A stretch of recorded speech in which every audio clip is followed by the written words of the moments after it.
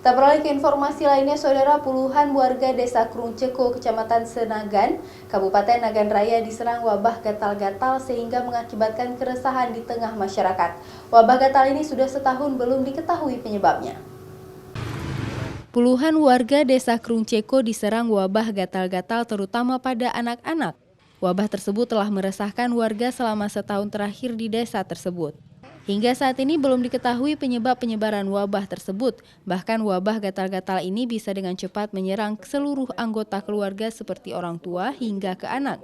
Seperti yang dialami keluarga Lili Roslina, satu keluarganya mengalami gatal-gatal yang mengakibatkan berkudis di sekujur tubuh. Pertama sekali wabah gatal-gatal ini menyerang dirinya, lalu suaminya hingga menyerang kedua anaknya. Ya sekarang kata semua keluarga kata, anggota keluarga kata. Pertamanya ada orang di sini, dua orang yang kata, terus menular. Kalau di rumah ini aku pertama kena, terus kakaknya, ayahnya kena dia. Bagaimana kondisi gatal? Berdana atau berdana? Berdana, ada yang kena kakaknya berdana, aku nggak berdana. Sudah berapa lama kena gatal ya? Umur dia 5 bulan, hamil dia 5 bulan. Nah, iya. Nanti kalau di kampung berapa lama kena gatal ya? Udah lama.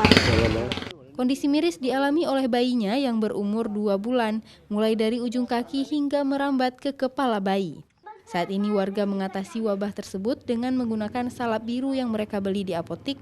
Selain itu, pengakuan warga, pakaian yang sering digunakan harus direbus dengan air panas untuk mematikan kuman. Di anak-anak yang berat kali, orang dewasa juga kena. Upaya pengobatan dari warga seperti apa? Kami harapkan dari warga untuk diperhatikan oleh pemerintah untuk diobati masyarakat. Wabah ini sangat meresahkan warga karena wabah ini sudah setahun menyerang warga. Berbagai upaya pengobatan telah dilakukan namun tidak sembuh juga.